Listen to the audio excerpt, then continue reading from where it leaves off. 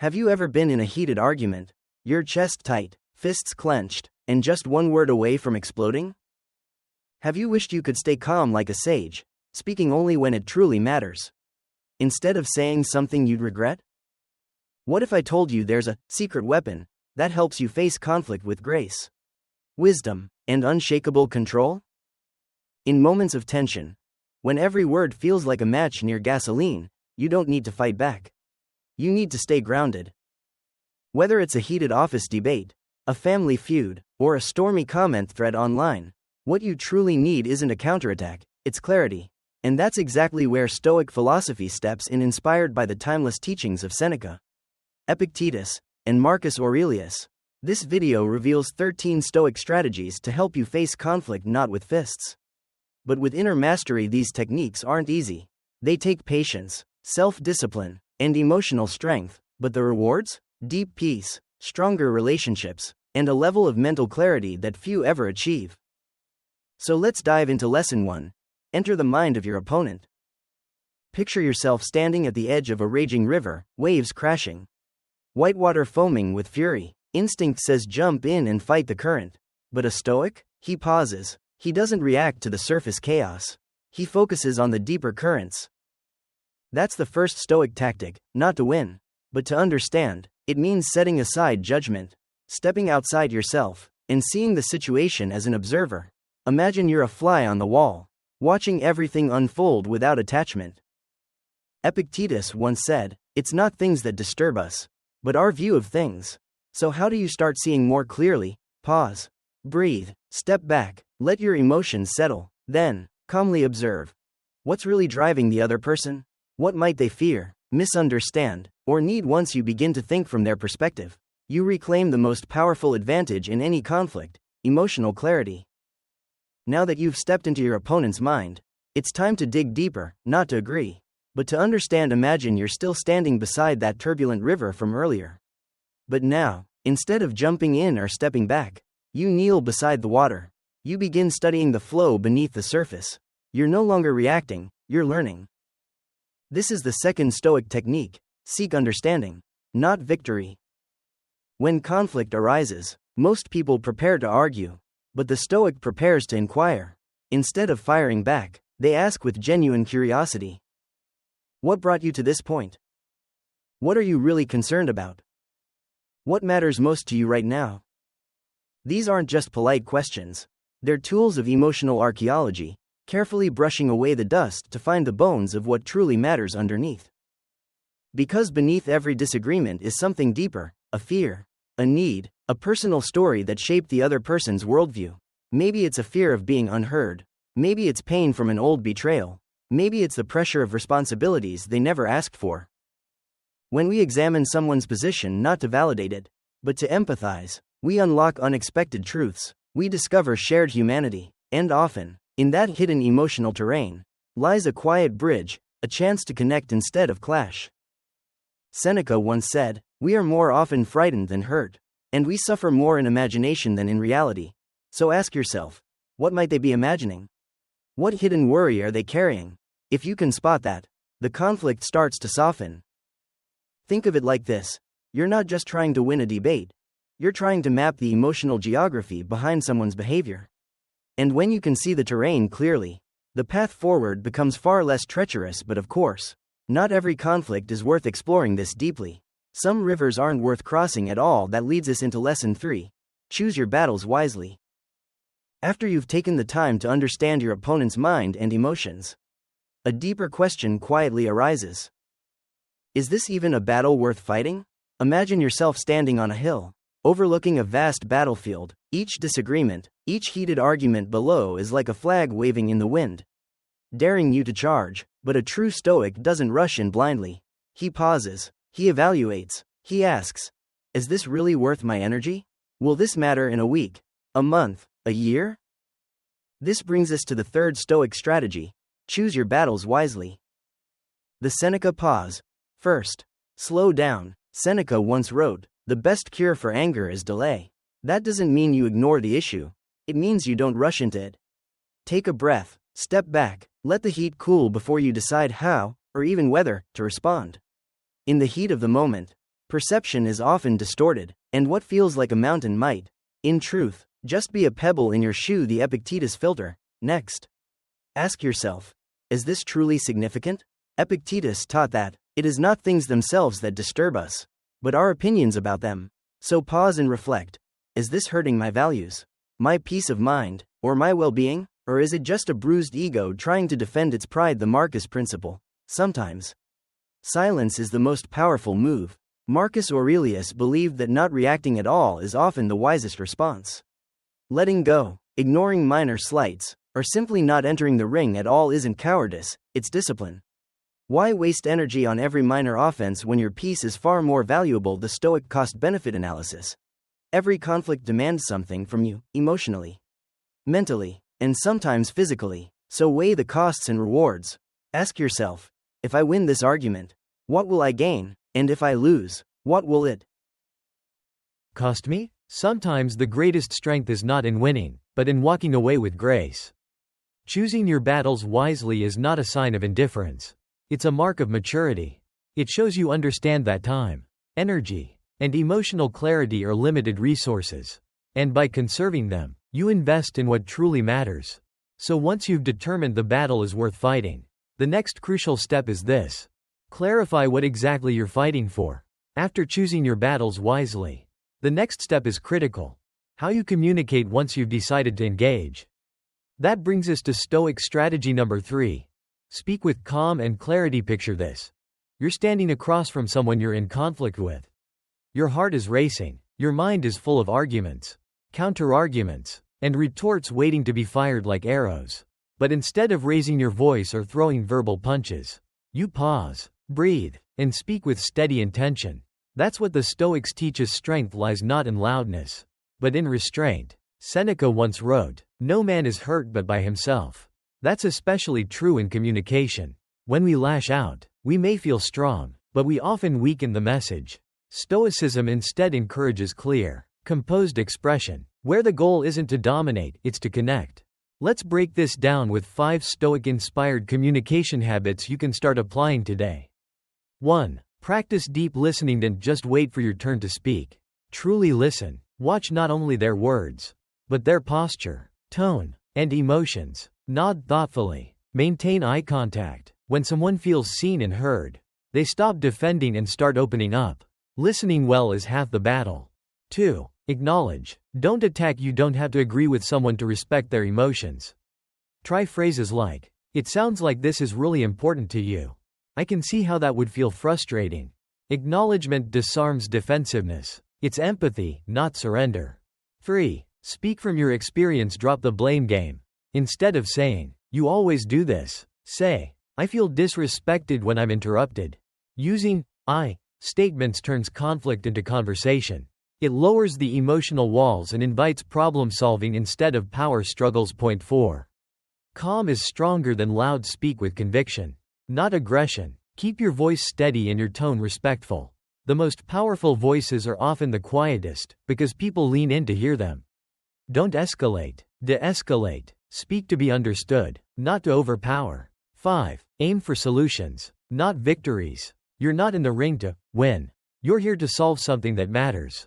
So redirect the conversation toward shared goals.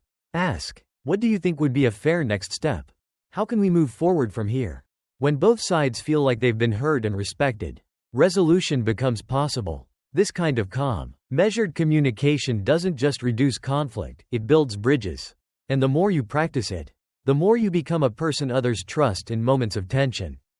Next up, let's talk about a tactic that most people completely overlook, but it might be the very thing that saves you from unnecessary conflict altogether. That's coming up in Stoic strategy number 4. After mastering the art of calm, clear communication, it's time to go deeper, not just to diffuse conflict, but to find a shared path forward. This brings us to Stoic strategy number 4. Seek the shared path. Imagine 2 climbers ascending what appear to be completely different peaks. Each takes a separate route, facing different terrain and challenges.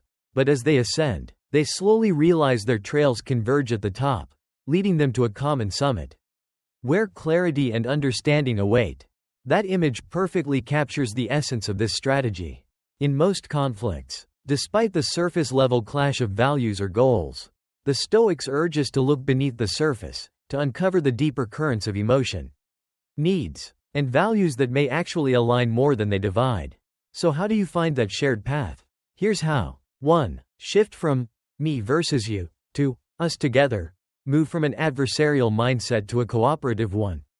Instead of thinking, how do I win this? Ask, how can we both come out of this stronger? What do we truly want at the core? That simple shift changes everything. It opens the door to compromise, collaboration, and connection. 2. Look beneath the conflict. Arguments are often just the surface expression of deeper unmet needs. Ask yourself, what are they really trying to protect? Is it a need for respect, stability, acknowledgement? When you identify these hidden drivers, it's easier to meet them, not through resistance, but through empathy. 3. Uncover shared values. Maybe you and the other person have different methods, but the same core values, like honesty, safety, or fairness. The Stoics taught that virtue is universal. When you strip away emotion and ego, you may find you're fighting for the same thing, just in different ways. 4. Collaborate instead of compete. End your exchange with questions like, how can we solve this together? What would a good outcome for both of us look like? Conflict becomes resolution when you work as allies, not adversaries. And if you stumble, if you say the wrong thing or lose your cool, don't worry. Stoicism is not about perfection. It's about practice, about getting a little better each time you try. Now you're not just managing conflict, you're transforming it into something that brings you closer to others, not farther apart. Up next, we'll dive into one of the most overlooked Stoic tactics, and it just might be the secret to staying grounded even when your emotions try to take over, as we continue the climb toward understanding. Let's build on the idea of shared ground by tapping into something even deeper, what truly drives people at their core. Welcome to Stoic strategy number 5. Appeal to their inner values. Picture this. You're standing before a towering oak tree, firm, unmoving, its roots deeply anchored in the ground. No amount of brute force can shift it. But what if, instead of trying to push it, you worked with the wind and water, the elements that shape it slowly, naturally? That's the spirit of this technique.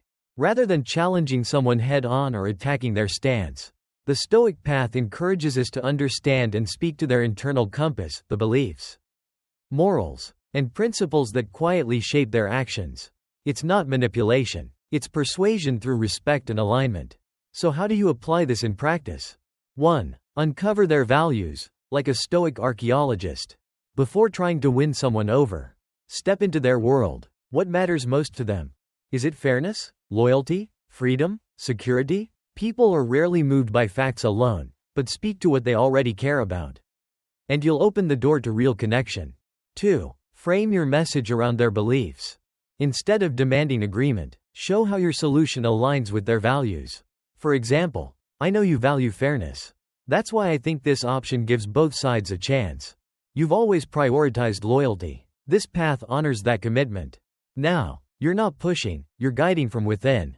3. Start small. Build momentum. Don't expect an instant breakthrough. Begin with tiny points of agreement, even seemingly insignificant ones. Acknowledge them, celebrate them. These micro wins build trust and lay the track for larger solutions ahead. 4. Stay patient. Growth takes time. Like coaxing that mighty oak, growth happens slowly. Be gentle. Don't rush. If you face setbacks, don't retreat. Recognize them as part of the journey. Every inch of progress is a step away from division and a step closer to peace. The Stoics remind us that life isn't a quick debate, it's a long conversation. And those who learn to speak to the soul, not just the mind, are the ones who inspire true transformation. In the next strategy, we'll explore how one of the greatest Stoic powers isn't found in convincing others, but in controlling yourself. Are you ready? Now, let's go one step further. How do you close the gap and speak in a way that genuinely resonates with them, even if you don't agree on the surface? Stoic strategy number 6. Speak in their language of values. Picture yourself trying to navigate a dense forest, but instead of trees, it's filled with ideas, opinions, and emotions. The only way forward is to map the terrain. And how? Do you do that? By paying attention. What do they admire? What do they reject? What do they praise or defend? Everything they say and do offers clues. You're not just conversing, you're charting a map of their inner value system. 1. Identify the common thread, even if it's subtle. Don't assume their values are completely opposite from yours. You might both care deeply about honesty, duty, or fairness. These shared values act like a bridge, allowing you to frame your message in a way that aligns with their worldview, rather than clashing with it. 2. Speak their language, not yours. Once you've uncovered their values, translate your message into terms they understand and care about. If they value justice, describe your solution as restoring fairness. If they seek loyalty, emphasize how your idea protects relationships. This isn't manipulation, it's respectful alignment. You're not compromising your beliefs. You're framing your truth in a way they can receive it. 3. Don't just say it, show it. Words are cheap, but stories, examples, and past actions, they carry real weight. Rather than telling someone why your idea is right, show them how it embodies the very values they already believe in. Use real stories, not abstract arguments. When people see their values reflected in your actions, you don't need to convince them, they come to their own realization. 4. Respect is the foundation, never optional. Your goal isn't dominance, it's understanding. Don't try to control the other person. Guide the conversation with compassion and firmness, keeping their dignity intact. Even when you disagree, make it clear, I see where you're coming from, and I'm here to find common ground, not to win. When you use this Stoic technique, you're not a warrior charging into battle. You become a wise navigator, guiding the conversation through storms of emotion and fogs of miscommunication toward the solid ground of mutual understanding. And once you know how to speak in someone's language, the next question becomes, how do you stay in control when everything feels out of your control? Previously, we explored how aligning your words with someone's values can unlock a deeper level of understanding. But what happens when emotions are running high, and reason seems to be slipping away? Stoic strategy number 6. Use humor wisely in conflict resolution. Imagine this. You're walking across a tightrope suspended over a canyon of tension. Every step matters. Say the wrong thing, and the rope could snap. But what if I told you there's a secret balance pole that can help you stay steady? That balance pole is humor. Now, don't get me wrong. This isn't about cracking jokes to avoid serious conversations. It's about using the right kind of laughter to diffuse conflict, reduce defensiveness, and reopen the doors to connection. Humor is not an escape, it's a tool of grace. A well-placed chuckle can soften hard lines. A playful quip can turn enemies into allies, or at the very least, into listeners. It's like releasing pressure from a boiling pot. You're not avoiding the heat, you're making it manageable. Even Seneca, the Stoic master of serious thought, acknowledged that a joke is a delicate thing. A jest may turn into an insult.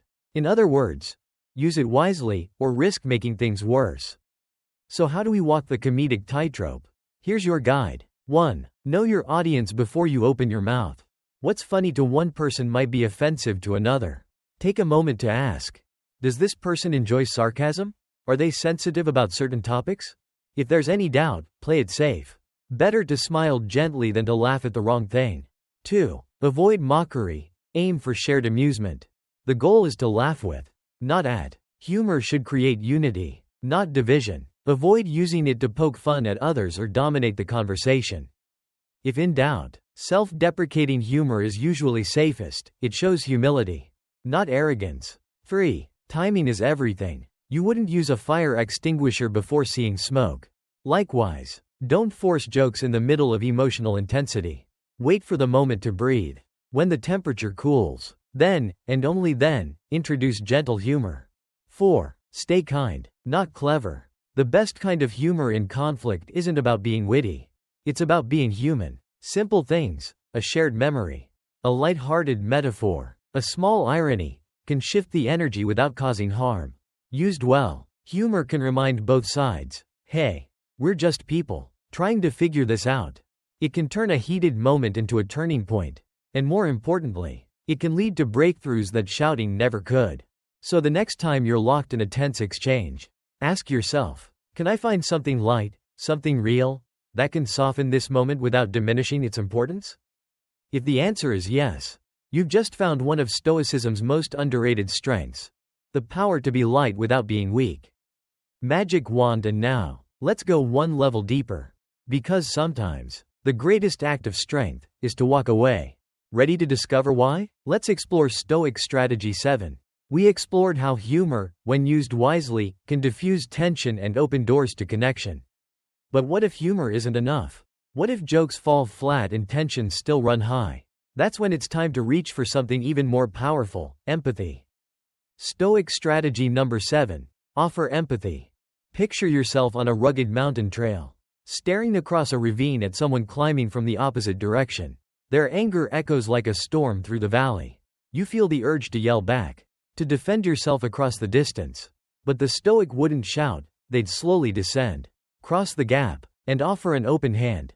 That's empathy. It's not weakness, it's strength refined by self-awareness. It's not about surrendering, it's about connecting. Empathy isn't agreement, it's understanding. The Stoics teach us that every human is silently fighting a battle you cannot see. Marcus Aurelius once said, "When someone wrongs you, think they act out of ignorance. Forgive them, not because they deserve it, but because you deserve peace." So how do we practice empathy in moments of conflict? 1. Shift from me to them. Don't ask, "Why are they doing this to me?" Ask, "What pain is making them act this way?" Maybe they're afraid, maybe they've been hurt, maybe they just don't feel seen. Changing your lens is the first step toward disarming the moment. 2. Listen without building your counterattack. This is where most conversations fail. We don't listen to understand, we listen to reload. Try this instead. Keep eye contact, nod gently, and when the time is right, say something simple like, "It sounds like this really matters to you." That alone can shift the emotional current. 3. Acknowledge the emotion. Even if you disagree with the logic, you don't have to validate the behavior. But if someone is hurt, acknowledge their hurt. Say, "I see you're upset. I may not fully understand, but I want to try." The moment someone feels seen, not argued with, something begins to soften inside them. And what happens next? The walls come down, the armor loosens. Empathy creates a space where connection can grow, not through victory, but through shared humanity. It doesn't mean abandoning your viewpoint. It means understanding theirs so well you can speak to it, not over it. You can start now. In your next disagreement, don't try to win, try to understand. Ask yourself, what's really behind their words? That question may be the first step to healing something deeper than the argument. And when you've learned to understand others, the next challenge is learning to understand yourself. That's where we're heading next, with Stoic Strategy number 8, where we dive into the inner mirror of self-awareness and how it changes the way we resolve conflict forever. Explored before, empathy is about building a bridge, not just over disagreement, but into someone else's emotional world. And when that bridge is built with care, it doesn't just help resolve the conflict, it reshapes the way we move through future storms. Stoic Strategy number 8. Listen beyond words. Decode the invisible signals. Let's go deeper. What if the things that frustrate you most in a conflict aren't the real problem? What if behind every raised voice, sarcastic comment, or silent withdrawal lies something unspoken, something wounded, something afraid? That's where true empathy begins, with the courage to hear what isn't said out loud. Step 1. Shift perspective. From, "What's wrong with them?" to, "What happened to them?" Before we rush to defend ourselves, Stoicism asks us to pause and consider what fears, insecurities, or unmet needs might be fueling their reaction. It's not about justifying poor behavior, it's about understanding the pain beneath it. A shift in perspective creates space for grace. Step 2. Watch the silent language. The Stoics weren't just thinkers, they were observers. To follow their wisdom, learn to read beyond spoken words. Tense shoulders? Eyes that avoid yours? A voice that trembles or cracks? These aren't random behaviors. They're signals of deeper emotion, fear, grief, frustration, loneliness. If you can see it, you can respond to it, gently and wisely. Step 3. Respond with recognition, not reaction. Even if you disagree with their actions, acknowledge their emotions. Say things like, "It sounds like this really matters to you. I can see this has been weighing on you." These aren't tactics, they're truths. When someone feels seen, they soften. When they feel judged, they shut down. Step 4. Look for the deeper wound. Anger is often just the armor pain wears. Ask yourself, where might this pain be coming from? Maybe it's rejection. Maybe it's a fear of being left behind. Maybe it's just years of not feeling heard. Don't treat the symptoms, treat the source. And healing becomes possible. A Stoic reminder. Empathy does not equal agreement. Let's be clear, empathy is not surrender. You can walk beside someone without walking behind them. You can understand someone's pain without enabling harmful behavior. Empathy simply says, I see you. I may not agree, but I care enough to try to understand. And that changes everything. When we adopt this Stoic mindset, to listen more deeply, to observe more wisely, and to respond more compassionately, we begin to change not only the conversation, but the relationship. You stop arguing to win. You start listening to heal. So next time conflict finds you, ask, what am I missing underneath their words? That question might lead you to the real solution, not just for now, but for the future of every conversation that follows. Compass. And now that we've looked outward through empathy, it's time to turn inward. Next up, Stoic strategy number 9, where we'll explore the underestimated strength of owning your own flaws before others use them against you. But what happens when that still isn't enough, when emotions are calm? Efforts are made, and yet the path forward remains tangled and unclear? Bullseye. Stoic strategy number 9, seek external aid without shame. Imagine this. You're deep in a forest, caught in a thicket of thorny branches. Every move you make seems to tighten the snare. The harder you push forward, the more stuck you become. That's what unresolved conflict often feels like, a quiet kind of desperation. Where logic is exhausted, and emotions loop endlessly, you try to reason, explain, listen, adapt, but nothing works. And in that moment, there's a voice inside that says, you should be able to fix this on your own. But here's the Stoic truth. You don't have to do it alone. Seeking help is not weakness, it's wisdom. The Stoics, especially Epictetus, often taught that we are social beings, designed to live in mutual support. And asking for help? That's not surrender. It's a strategic decision. Picture a skilled mediator stepping between two battling parties, not to take sides, but to shine light on a path neither of them could see from inside the struggle. Whether it's a neutral colleague to facilitate a tense meeting, a counselor to untangle long-standing emotional knots, a wise elder who's walked this path before. External help is a mirror, not a crutch. It shows you what you're missing, not because you're incapable, but because you're human. Here's how to use this Stoic strategy with strength. 1. Recognize the impasse. If the same argument keeps looping, if every conversation ends in silence or shouting, that's not failure. That's a signal it's time for a new approach. 2. Choose your aid wisely. Pick someone neutral, someone you both trust. This isn't about having a referee, it's about having a translator, a spotlight, a stabilizer. 3. Set clear intentions. Make it known. I'm not here to win. I'm here to resolve. That tone invites collaboration, not combat. 4. Stay open. Stay grounded. You might hear truths you've avoided. You might realize your opponent has valid wounds too. The Stoic way is to stay rooted in reason, even when emotions stir. The wind and the oak. Think of the oak tree once more, not rigid, but steady. When wind brushes past, the oak bends slightly. It doesn't break. And over time, even storms shape it into something stronger.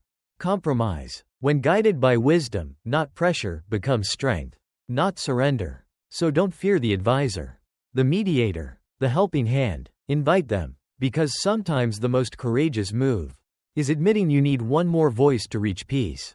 And with that, we're ready for the next Stoic insight. In Stoic strategy number 10, we'll explore the quiet but mighty practice of self-awareness, and how owning your flaws before others weaponize them is one of your greatest shields. Not as a last resort, but as a bold step toward wisdom and resolution. Now, let's go even deeper into how that support can truly reshape the conflict and the people within it. Stoic strategy number 10. Let guidance be your compass. Imagine you're lost in a dense, overgrown forest. Every direction looks the same, and the more you try to push forward alone, the more tangled you become in emotion, pride, and miscommunication. Now picture a guide, someone not trapped in your emotions, standing on a hill above, pointing clearly toward the path forward. That guide? It might be a mediator, a coach, or even a wise mentor. To the Stoics, asking for help was not a crack in character, it was a reflection of strength. It meant you were wise enough to step back, look around, and seek the clearest route, not just the loudest. Why a third voice often saves the conversation. We often think we're listening, but in reality, we're just reloading, waiting to defend our view. When emotions are high, communication gets blurry. Words are sharpened or softened not to reflect truth, but to reflect fear. Here's where the impartial third party becomes the mirror. They don't take sides, they don't fan flames, they slow the moment down, cut through the fog, and bring clarity. They create a space where everyone is heard, not shouted over. They reframe arguments so we see them not as personal attacks, but as solvable misalignments. And they remind us that the goal isn't to win, but to understand, and ultimately, to heal. They offer more than mediation, they offer mastery. Skilled facilitators bring more than neutrality. They bring tools, techniques drawn from years of helping others through similar storms. They can teach you how to de-escalate a conversation before it ignites, express your needs without blame. Disarm defensive behavior through language rooted in clarity and care.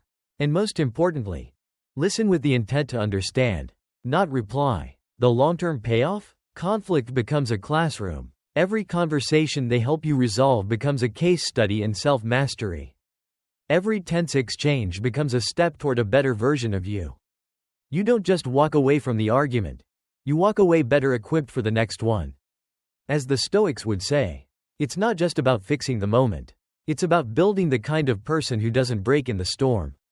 So, if you ever feel stuck, if a situation keeps looping, emotions keep flaring, or the distance between you and someone else feels unbridgeable, don't close in. Reach out. Because the most powerful phrase you can sometimes say isn't, "I'm right." It's, "Let's find help." Now, as we move into Stoic strategy number 11, we'll explore one of the most misunderstood acts of strength, the art of compromise, and how, when done right, it's not surrender, it's strategy. We explored the wisdom of seeking outside help when resolution feels out of reach, not as a sign of weakness, but of strength and clarity. Now, we enter one of the most transformative and difficult Stoic teachings, forgiveness. Bullseye Stoic strategy number 10. Forgiveness, not for them, but for yourself. Imagine being chained to a massive boulder. Its weight drags behind you, and its jagged edges cut into your skin with every step. You try to move forward, but the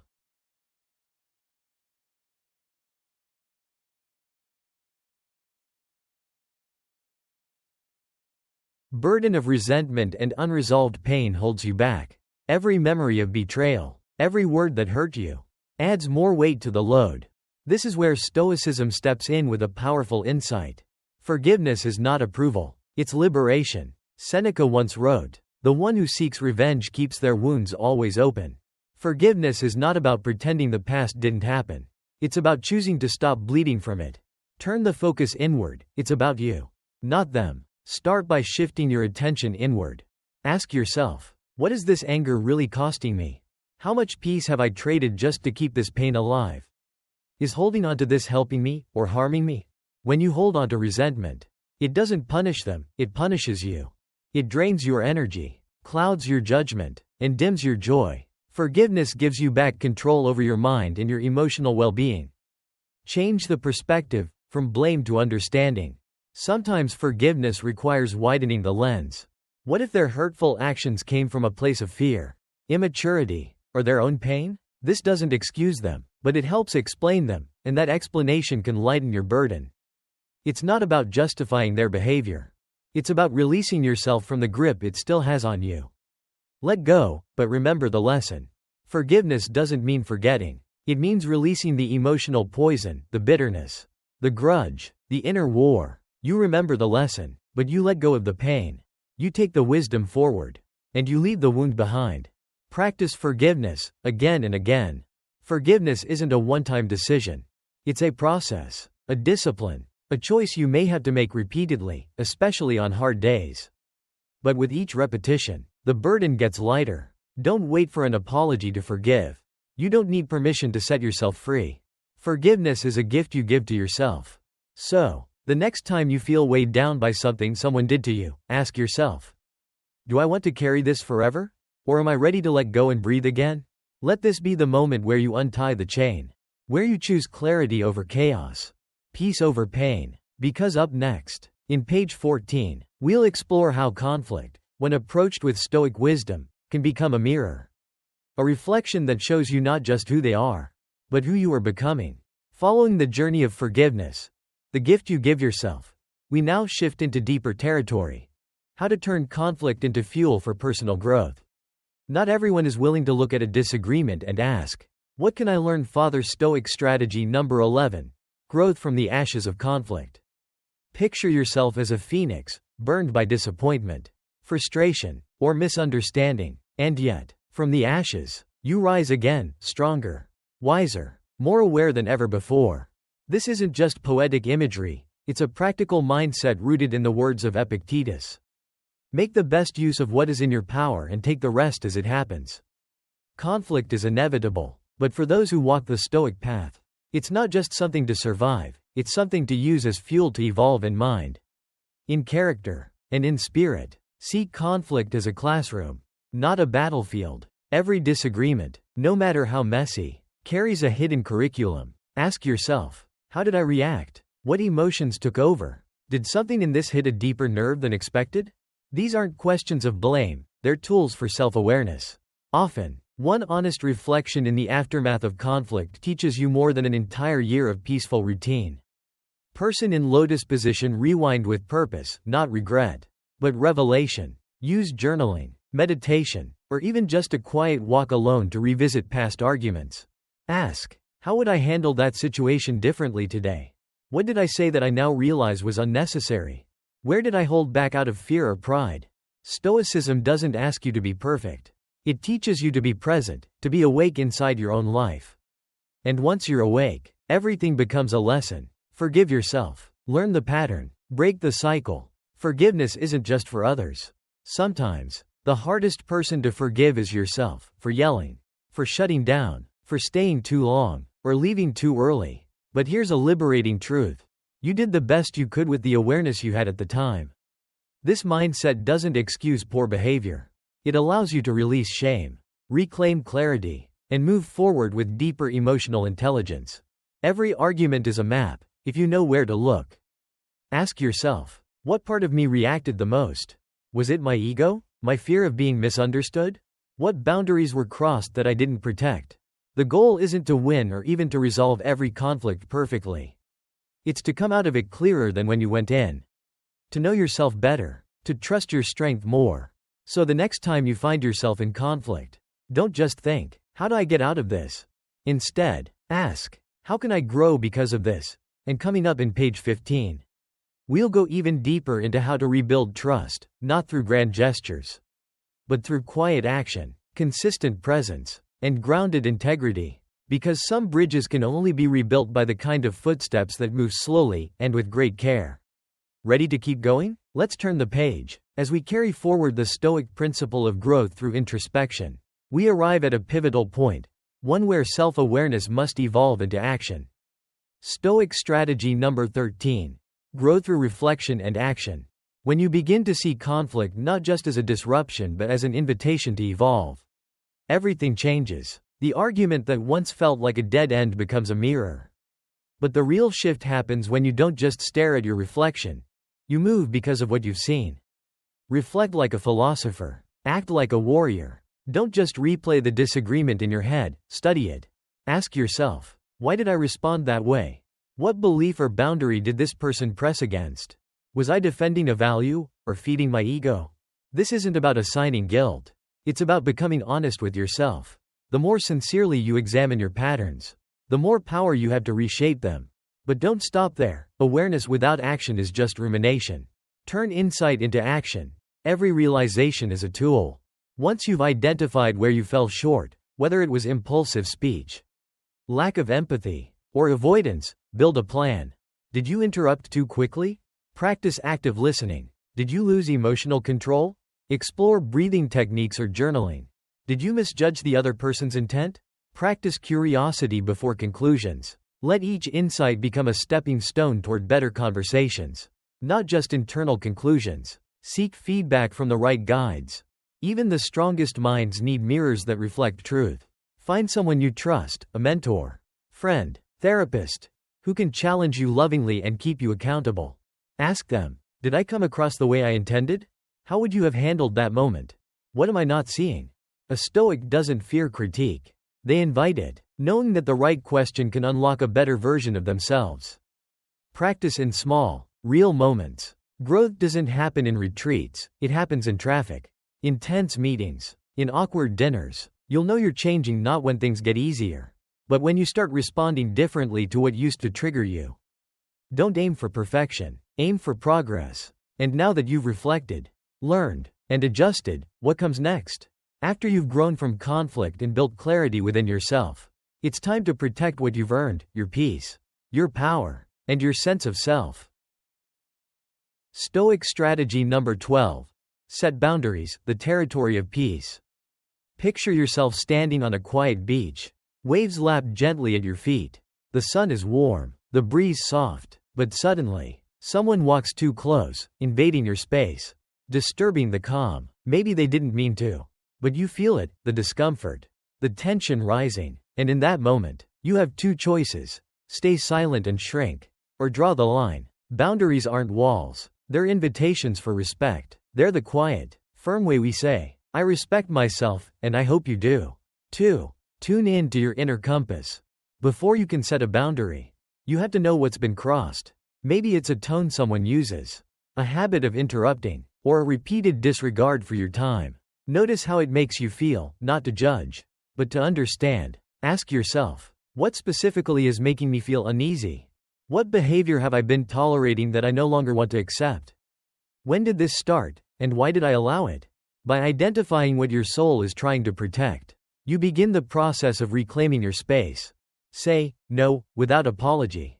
Stoicism teaches that we can't control what others do, but we can absolutely control how we respond. Boundaries aren't about being rude or dramatic. They're about being clear. I'm not okay with that tone. I'll need to think about it, I'll get back to you. This crosses a line for me. You don't owe anyone a long explanation.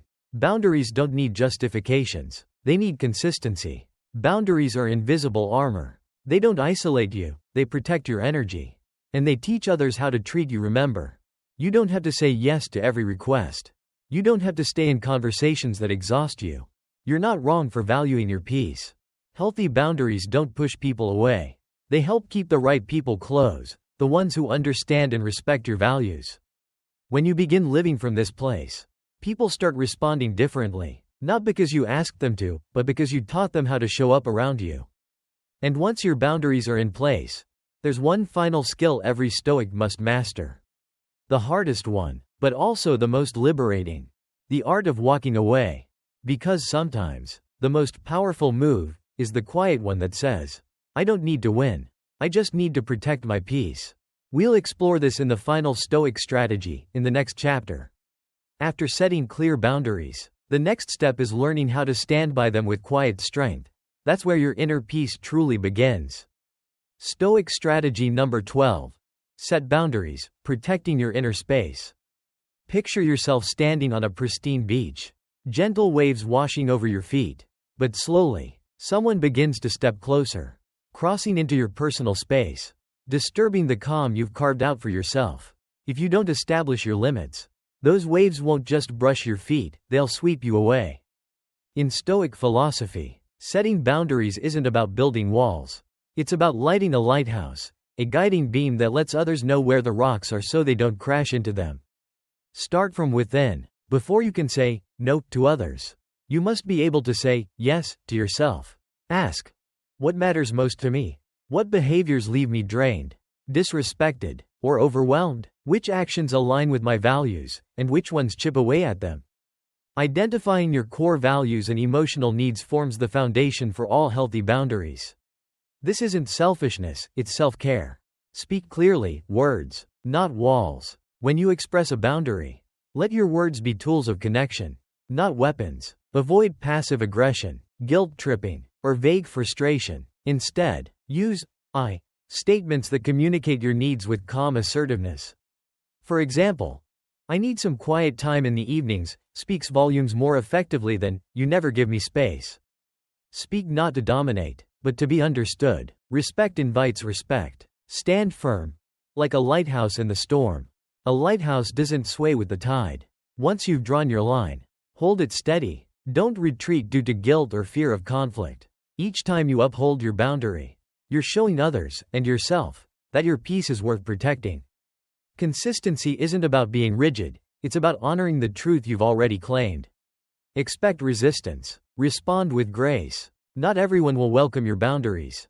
That's okay. Some may test them, push back, or even question your motives. Prepare for this with calm clarity. Reaffirm your needs gently but firmly. The goal isn't to win an argument, it's to guard your well-being. Remember, boundaries are not restrictions. They are doors to a freer, more intentional life. Boundaries are power when you draw a line. You're not closing yourself off, you're opening a space where you can grow. Reflect and breathe. As Seneca taught, to live with joy and gratitude requires clarity of soul. And that clarity begins with protecting your mental and emotional energy. By setting boundaries, you create a safe harbor, not just for yourself, but for healthier, more honest relationships. You teach others how to treat you by how you treat yourself. So breathe deep, let go of guilt, stand in the space you've claimed, and flourish. And now, you're ready for the final Stoic strategy. Remember, your power lies not in what happens, but in how you respond. Stoic tactic number 13. Master your response. Your reaction is your power. Imagine standing in the middle of a violent storm. The winds howl, the rain lashes down, chaos surrounds you, but deep within, you're still calm, rooted, unmoved. That's the essence of this final and most powerful Stoic tactic. You are not responsible for what happens, only for how you respond. Epictetus said it best. It is not events that disturb us, but our judgment about them. And this judgment, this reaction, is where your true freedom lives. Step 1. Know your triggers. Think about it. What sets you off? Is it a certain tone of voice? A careless comment? A specific person or situation that consistently pulls you into emotional chaos? Awareness is the foundation of all mastery. The next time you feel a rise of anger, frustration, or panic, pause. Don't suppress it. Observe it. Give it a name. I'm feeling disrespected. I'm feeling left out. The moment you label your emotion, you've already stepped outside of it. Step 2. Breathe before you break. Between stimulus and response is a sacred space. That space is called choice. When you breathe deeply, you create a pocket of silence, a gap wide enough to insert intention. You shift from reacting to responding. And in that moment, you ask, what would the wiser version of me do now? Step 3. Reframe the story. Most of the time, it's not the event, it's the story you tell yourself about the event. That they meant to hurt you. That this proves you're a failure. That it's unfair. Instead, consider alternate angles. Could this be a misunderstanding? A moment of stress? Is this a test, or an opportunity? When you shift the meaning, you shift the emotional charge. Step 4. Choose a better response. You don't have to lash out. You don't have to shut down. You have options. Rage might feel powerful, but calm is strategic. Silence might seem passive, but in truth, it's discipline. As Marcus Aurelius wrote, the best revenge is to be unlike him who did the injury. When you respond with grace, you reclaim control, not over them, but over yourself. Step 5. Practice until it's power. Like lifting weights or learning an instrument, self-control is a skill. You will slip. You will snap. That's okay. What matters is the intention to get better each time. Each challenge is not a setback, but a rep. And with each rep, you become more resilient, more composed, more you. Final reminder. This is the real strength. Stoicism isn't about being passive. It's about being unshakable. It's not about being cold.